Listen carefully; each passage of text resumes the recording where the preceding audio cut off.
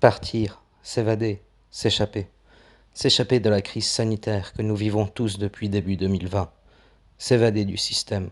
Partir à l'aventure. Père et fils. Bonjour à tous et bienvenue dans cette nouvelle vidéo du Label Jaune.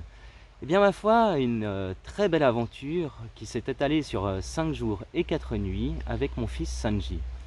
Alors, comment ça se prépare une randonnée avec des enfants?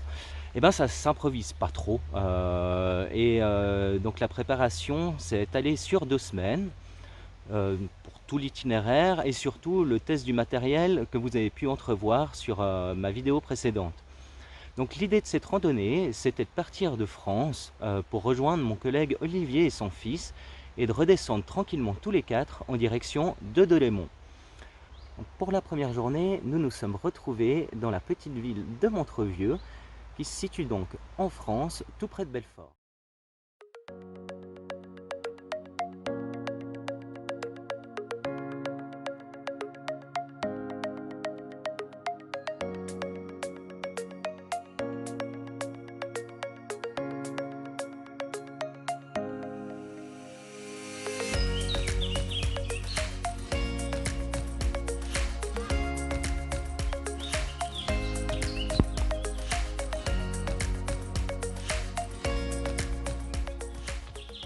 Et on a marché environ 12 km sur des magnifiques chemins de campagne. Et ensuite, dans l'après-midi, on est arrivé près d'une zone qui s'appelle les Grands Bois. Alors c'est une zone qui est composée d'étangs, mais surtout au milieu des Grands Bois, on trouve en fait une grande partie centrale qui a été aménagée en champs et qui se partage par 6 fermes différentes.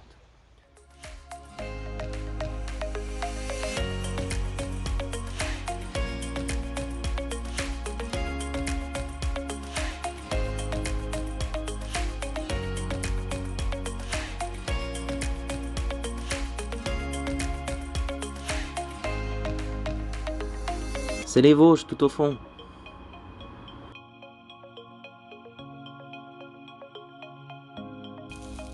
Mort.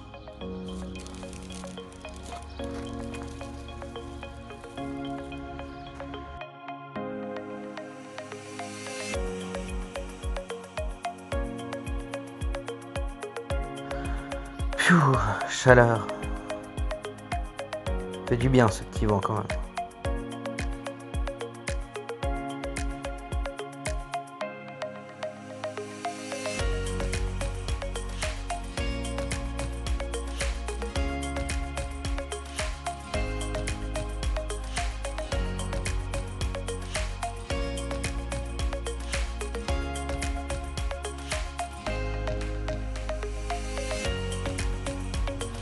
Tu nous attrapes du poisson?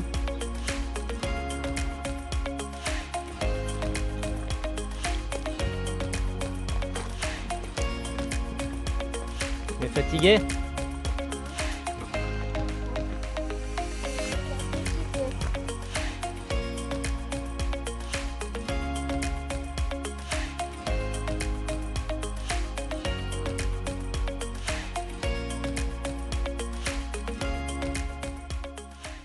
On a été demandé directement à un des fermiers si on pouvait bivouaquer sur son terrain. Il a évidemment accepté avec grand plaisir. Donc on a pu planter notre tente dans un sous-bois en bordure de champ. C'était absolument fabuleux.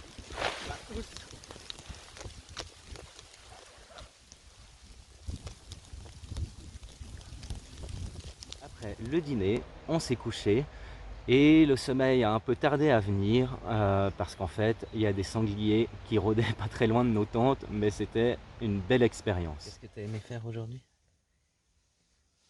Moi, je voulais trouver des fraises des bois, mais il n'y avait pas. Ok. Oui. Bonne nuit. Bonne nuit. Bonne nuit. Donc après cette nuit quelque peu agitée au son des sangliers, on est parti en route pour la Suisse. Après un bon petit déjeuner, on est reparti au milieu des champs et des étangs et on a de nouveau traversé le Grand Bois, mais cette fois-ci par le sud. Et après 7 km, on est arrivé dans le joli petit village de Florimont où les enfants ont pu profiter de la rivière et chasser du tétard.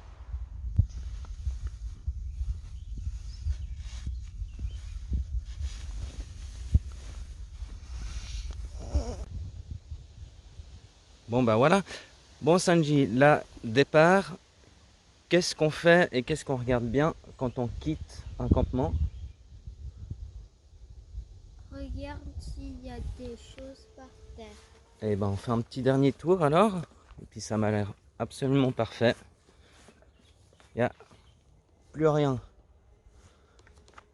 Donc on va dire au revoir à cette jolie vue.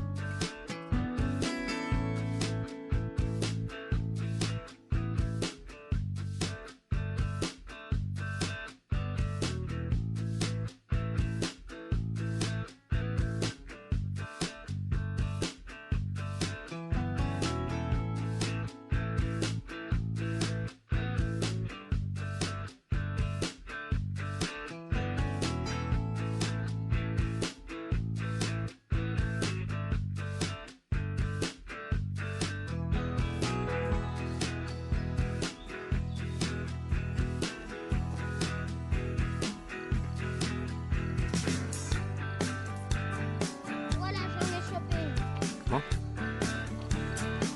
Que s'il saute.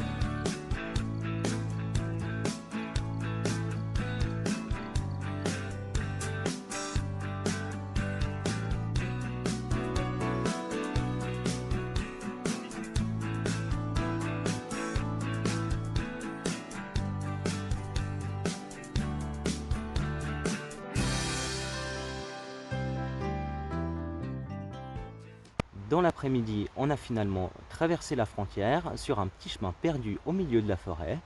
Et je reviendrai sans aucun doute dans la région, car il est possible de suivre un autre chemin qui longe justement la frontière Suisse-France et ses bornes d'un autre âge qui rappelle que le canton du Jura était autrefois bernois.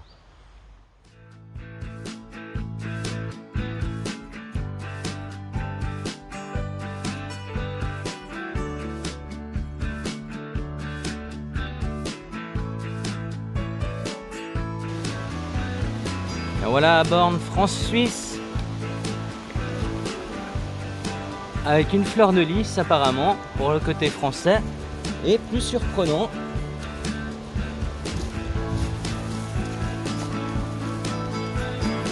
le nounours des Bernois alors qu'on arrive en territoire jurassien. Incroyable quand même.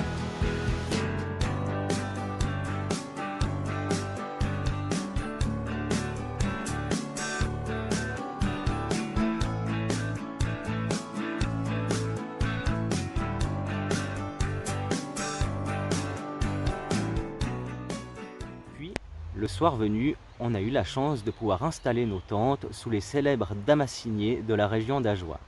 Une nuit magnifique dans le calme et sous les étoiles.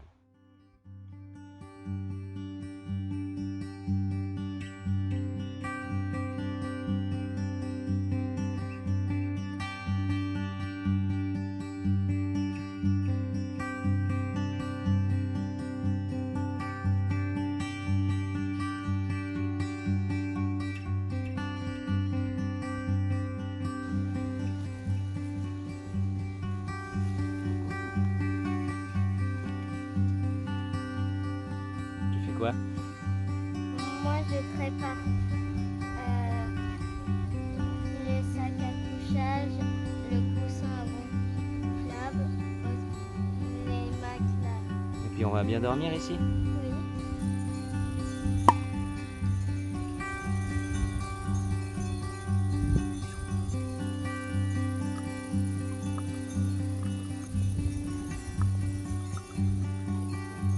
Yep.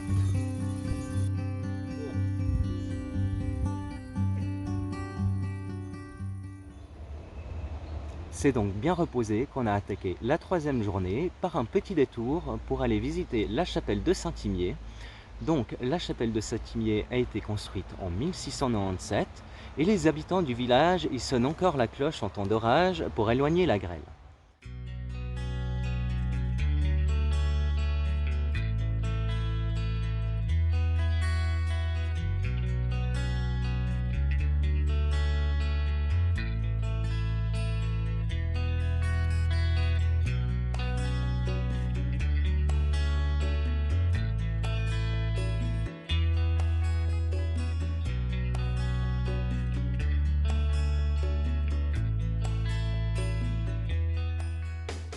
Ensuite, nous sommes repartis en direction de Bonfol, où on s'est arrêté visiter une des nombreuses fermes qui parcourent le chemin avant d'arriver près des étangs, justement à côté de Bonfol.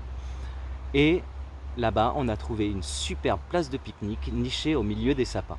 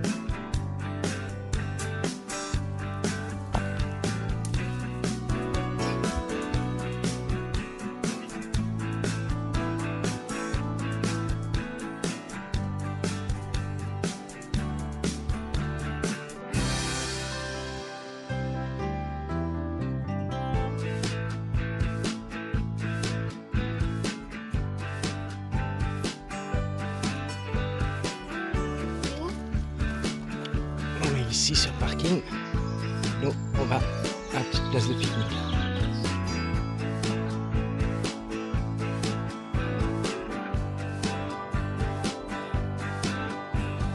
Bien.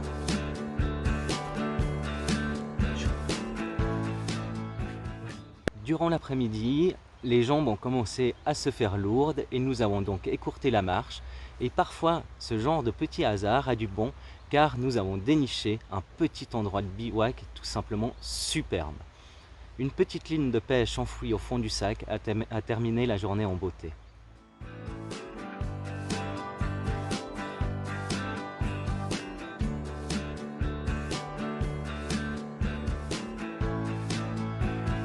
C'est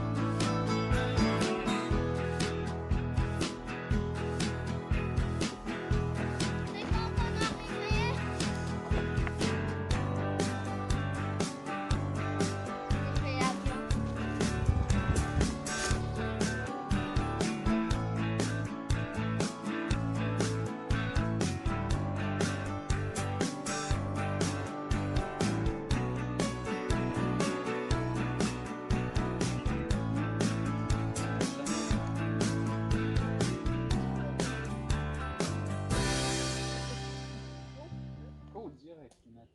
Vas-y.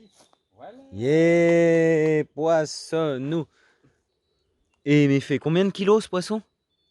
2 kilos, je crois. À plus.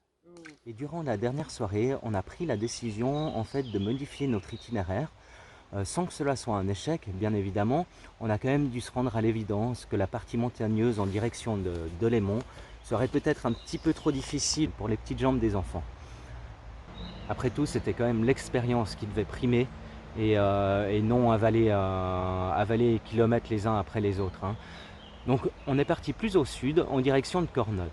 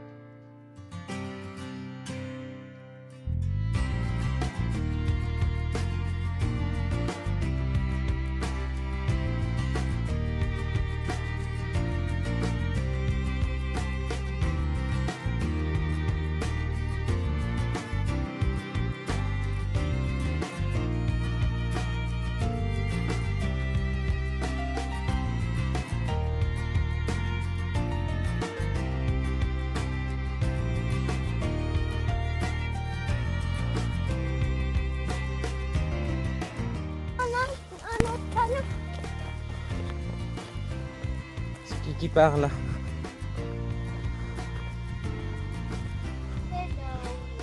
Hello. Hello. Hello. Je fournis aux arbres des minéraux et de l'eau. C'est les champignons qui parlent.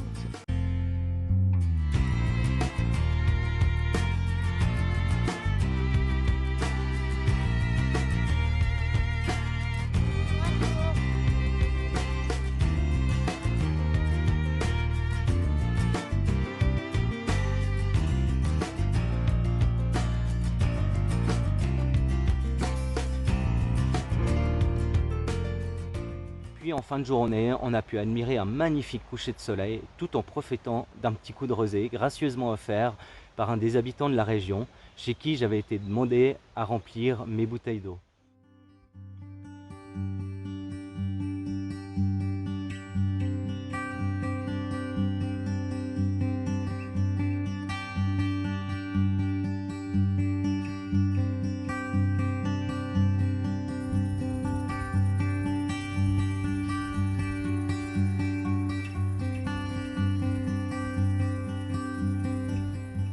Cornol a donc été notre 4e et dernière nuit de bivouac. Notre marche de la dernière journée allait donc nous rapprocher du bus qui allait nous ramener à la maison. En chemin, on est passé à côté de la dernière saboterie de Suisse. Malheureusement, même si la porte était ouverte, personne n'était présent.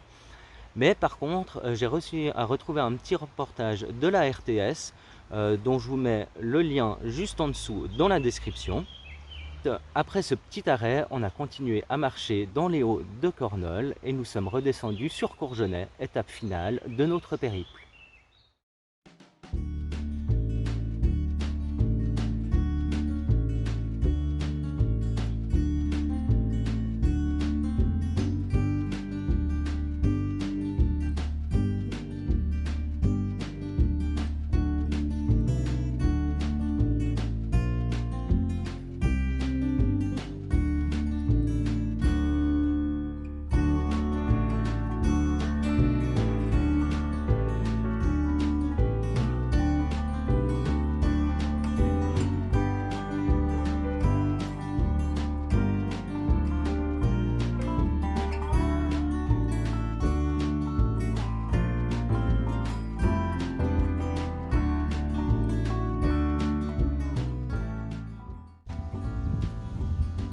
Papa, des fois quand on n'est pas gentil pour les chevaux, ils nous attaquent.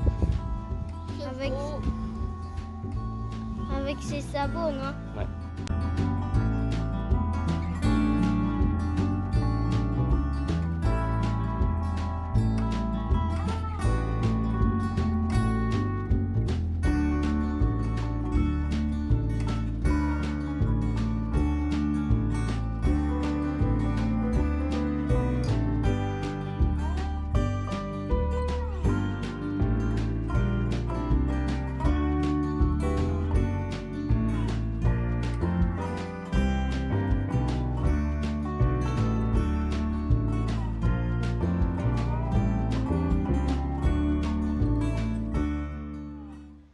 Et bien voilà, j'espère que vous avez apprécié ce voyage en notre compagnie.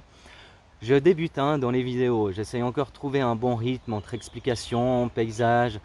Je suis vraiment pas à l'aise devant la caméra, mais j'espère que ça va venir par la suite. En tout cas, le bilan est en tout point positif. Oui, c'est vraiment possible de partir pour du bivouac avec des enfants. La seule difficulté, en fait, c'est de se lancer. Ensuite, c'est vraiment que du plaisir. Il faut simplement oser. Après, c'était pas non plus 5 jours sur une île déserte. Il y a toujours eu une petite épicerie en chemin et l'accès à l'eau potable se fait vraiment le plus facilement du monde, directement chez l'habitant. Dans tous les cas, n'hésitez surtout pas à partager cette vidéo. Pour l'instant, c'est la seule solution pour que la chaîne puisse peut-être un jour prendre son envol. Quant à moi, je suis déjà en préparation pour le prochain périple. Et je vous donne rendez-vous donc à tout bientôt. Et n'hésitez pas à vous abonner. Et puis on a eu de la chance avec le temps quand même.